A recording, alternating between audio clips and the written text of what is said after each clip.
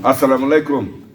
With Allah's name, the merciful benefactor, merciful redeemer, we bear witness there is no God except Allah, and we bear witness that Muhammad is the servant of Allah. We greet you, dear beloved brothers and sisters, with the greetings of peace in the universal language of the Holy Quran. Assalamu alaikum. Dear believers, we want to wind down, I say wind down, when God is speaking through somebody, and I do say that, because, my intent is to bring, as we used to say back in the old days, the whole truth and nothing but the truth. So help me God. That's my intent, and that's my purpose, because truth is the only thing that will free us. We want to start here with a verse in the Holy Quran. And this verse that we want to read from the Holy Quran, it is a verse that supports the truth that Jesus Christ brought when he said that as long as I'm in the world, I'm the light of the world. But when I'm not in the world is under darkness, you see. So, we want to, now in the Holy Quran, it says this is the last, there's 114 chapters in the Holy Quran, 114 chapters. And I'm just going to read a couple of sentences from the last two, chapter 113 and chapter 114. In Islam, instead of saying chapter, we say surah. Surah, S-U-R-A-H. And instead of saying verse, we say ayat. So I'm going to read an ayat from Surah 112 and an ayat from Surah 113. I'm sorry, 113 and 114, pardon me.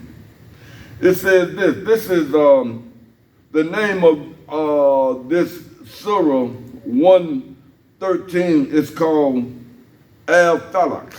Al-Falaq, or the dawn, the D-A-W-N. When we talk about the dawn, we're talking about daybreak. We're talking about daybreak. We are looking at the light. We're still talking about light, the same light that Jesus Christ was talking about. We're still talking about light and darkness. So when we talk about dawn, we're talking about that first tiny sliver of light that separates the darkness from the light. That's the dawn.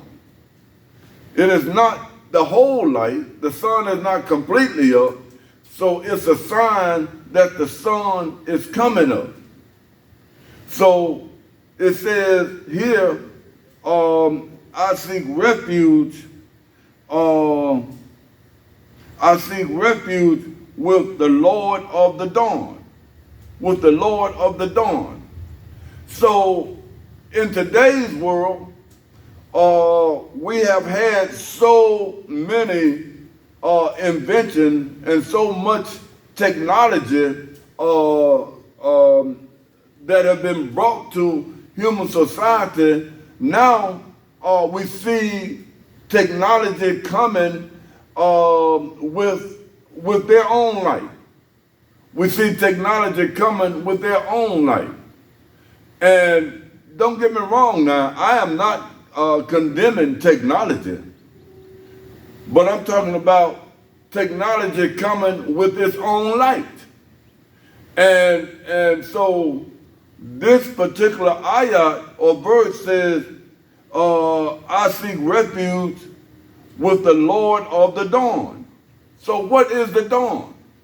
The dawn is that natural light that gives us growth and development in our intelligence.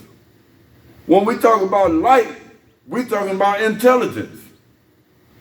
We describe the light when we first started talking. We describe the light as that little sliver of the dawn. We describe the dawn as that little sliver of light that separates the light, that indicates, that lets you know the light is coming up from, and we're rising from the darkness, the overnight darkness where we were asleep, not knowing anything. We were asleep. The darkness then is symbolic of ignorance, of not knowing. You see, it is not a sin to not know something. It's a sin to not want to know something. It is not a sin to not know something, but when you don't want to know something, that's when it becomes a sin. You see, especially when that something is going to provide you with a clearer vision of direction. You see. So this ayah said, I seek refuge with the Lord of the dawn, the natural light of intelligence, the light that God gives us as we strive to improve our intelligence, our lives. God blesses us to move in on a path of enlightenment. But now we have technology that's bringing us what we call AI, artificial intelligence. Artificial intelligence. You see. Now, I am not condemning technology now. I am not condemning artificial intelligence. But I'm trying to give it to you on a much more meaningful course. Something that is more meaningful. You know, when we substitute natural intelligence for something that is artificial, and I'm speaking about the whole life, not just technology. I'm telling you what this artificial intelligence provokes. What, you know, so we got to look at the bigger picture. Not just at, I'm not even looking at technology. I'm looking at the term artificial. Why would you want to have something that is artificial, something that is not even real, direct your life? And I'm talking about that's everything. Not just technology, that's everything. Every aspect of life, you see. So we have to, we cannot substitute the light that God has given us for something that man has given us. That's what I'm trying to say. That's what I'm trying to say. So you have to give thought to these things. And then we say this. From the mischief of created things. From the mischief of created things. This term, it said, min sharin ma khalaq. That's what it says. That's the Arabic part of it. So, created things. From the mischief of created things. What is created things? This term, khalaq. This term khalaq. That's the term for created thing, and it means that influence that shapes the mind and the thinking of the people. That's what it's talking about. I seek refuge with the Lord of the dawn, the Lord of the natural knowledge, the Lord of the natural universe that he has blessed us with to grow from. And I seek refuge with that God from the mischief of created things. This term khalaq. And it's talking about the created things. And it means to shape our thinking, to create, to shape, to form. to shape, to form, and mold our thinking. That's what we're seeking refuge from. We seek refuge from that kind of influence with God. Now, what is it then that shapes and molds our thinking? What is it that shapes and molds our thinking? You know, I can go into, racism, and, that is one thing that, we think we're better than other people, but I'm not going to dwell on that today. Simply to say this, in the 21st century, I just think it's a tragedy that we have not come to grips with the fact that color produces nothing. It is the mind that produces. And some people out there who think that there's significance in color, except to attract us to each other. We want to learn and know about each other. But in terms of being inferior or superior, it was, most of the things that we see in human society that has advanced the world was given to us by black folks. Even the machine to remove cataracts from the eyes was created by a black woman. The toilet that you use in your home, the filament in the light bulb that you see in the darkness of the room.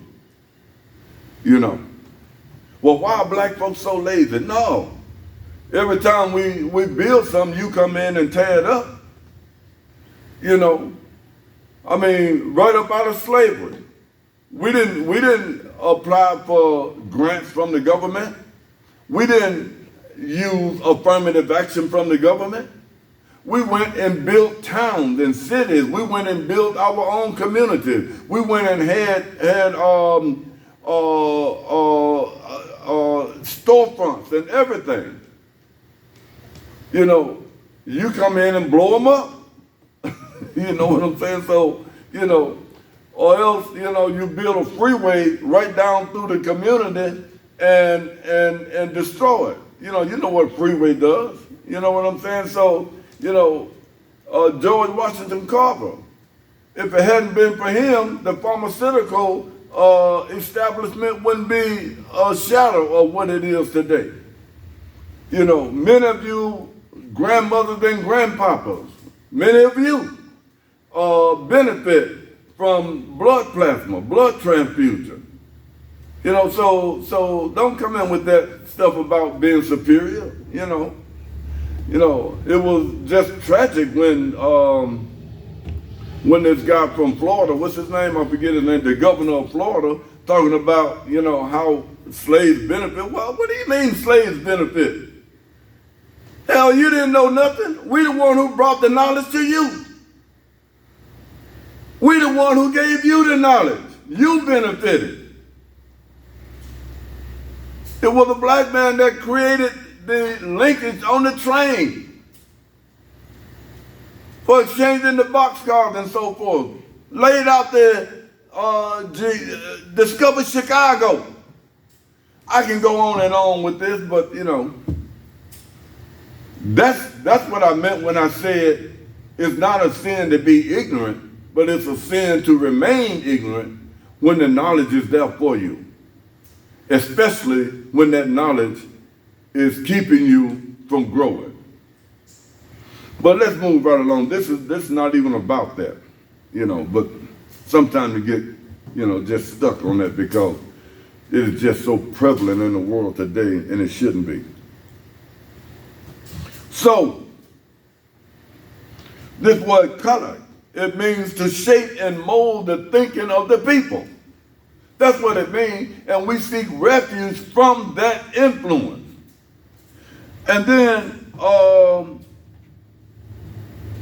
then it says this, from the mischief of those who blow on the knots. From the mischief of those who blow on the knots. ومن شر نفثات في العقد. ومن شر نفثات في العقد. That is saying, that's what it means. That's Arabic. It says, from the mischief of those who blow on the knots. What is the knots? What is the knots? This ugad. The knots. We're talking about when they blow on the knots. This term knots, it means confusing, can't speak, difficult. We're talking about the knots is the confused state of mind of the people. That's what it means. So we seek refuge with God from those who blow on the knots, those who contribute to the confused state of affairs of the masses of the people. When you blow on the knots, especially when you are in a position of authority, and I keep talking about politicians now. You bring people the kind of information not to show them, give them a solution, but to make things more confused so that you're the one who will benefit from causing that confusion. You are the one who will benefit as the author of that confused state of affairs of the people. You see. So we are praying to Allah to bless us to move away from you. Because you are not offering a clear direction. You are not offering clarity, you're not offering a solution. You're only talking about what benefits you. You see. So that's what we're seeking refuge from. But this is what happens. It started off with the Lord of the Dawn. What happens is this. When we reject the light of God, and we allow artificial light to come into our lives. When we reject the natural truth, when we reject the natural wisdom, the natural knowledge that God has blessed us with, and we allow this artificial thinking to come into our lives, then we become susceptible to the influences of this society. And it leaves us in a confused state of mind. We can't find our way out of this confused medley of irrational influences that we find ourselves in today. And I'm speaking right now directly to the African American community. Here God has blessed us to come up out of slavery, has blessed us to be here in a land that is plentiful. Yeah, I know that there's racism, but you are not even trying to do for yourself. You go around complaining. You go around complaining about, oh, I went to the hospital and I was last, I was first to get there, but I was last. Well, go build your own hospital. Go do for self. We have to get, as African Americans, we have to stop this artificial thinking again. We have to stop allowing the influences in this society to confuse us.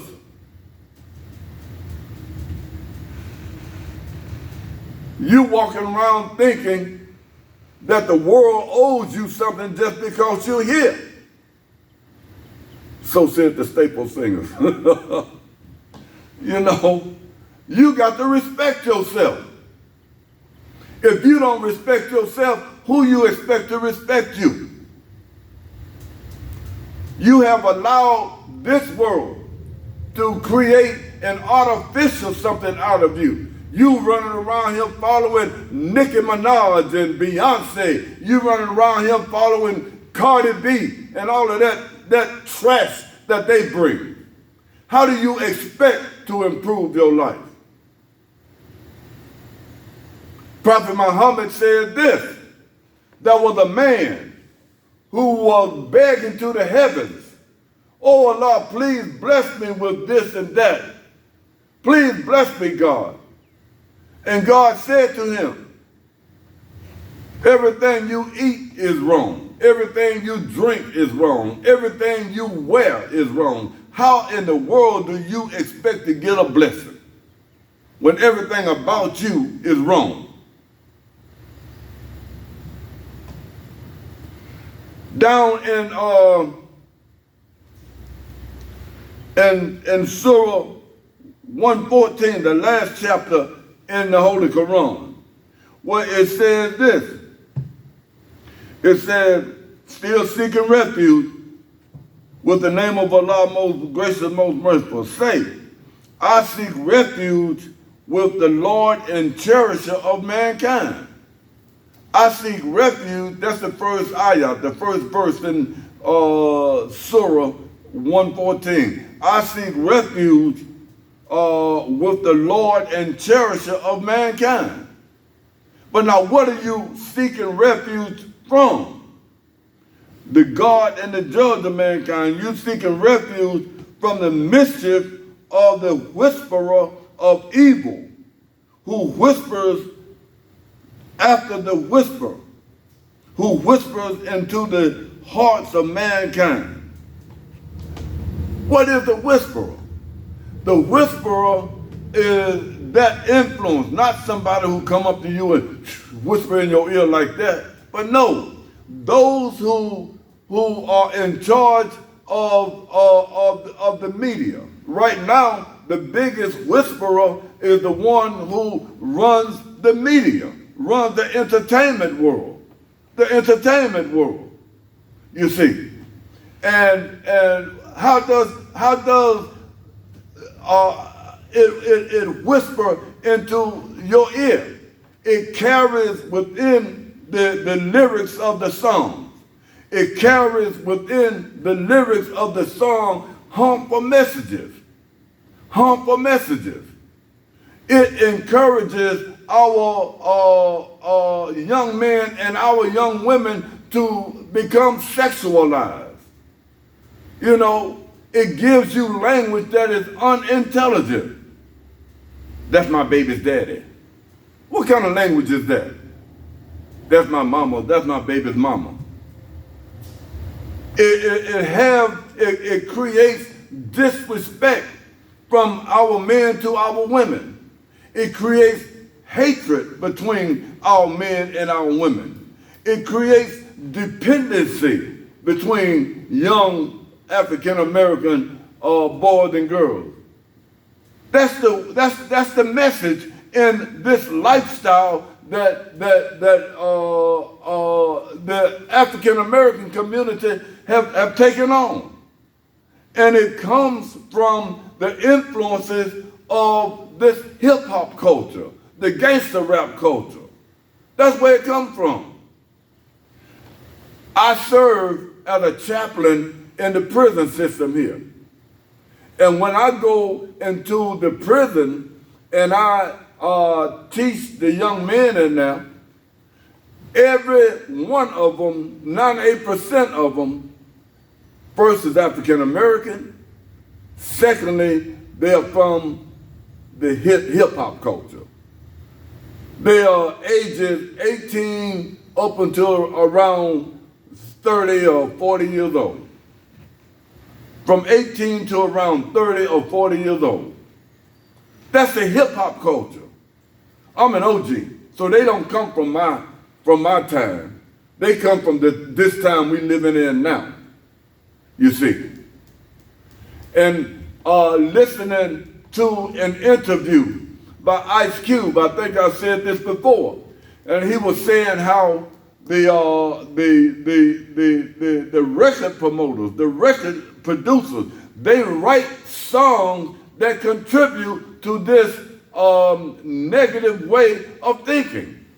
And when you receive the message in your mind and your psyche then you try to mimic what is being said. You try to act it out. You know, you going around shooting and killing each other. Mississippi and Alabama, two very rural states in the Union, got the highest murder rate per capita. The highest murder rate. Our young girls dressing indecent. Our morals are in the basement. We don't devote enough time to our intelligence. Our intelligence is almost non-existent. We jump up and down and shout when the police shoot down a black man in the street. But when we shoot down each other, you don't hear a mumbling word. You see, if we stop killing each other, maybe they'll stop killing us. We have to raise our intelligence. We have to begin to do for self. We need more African-American doctors.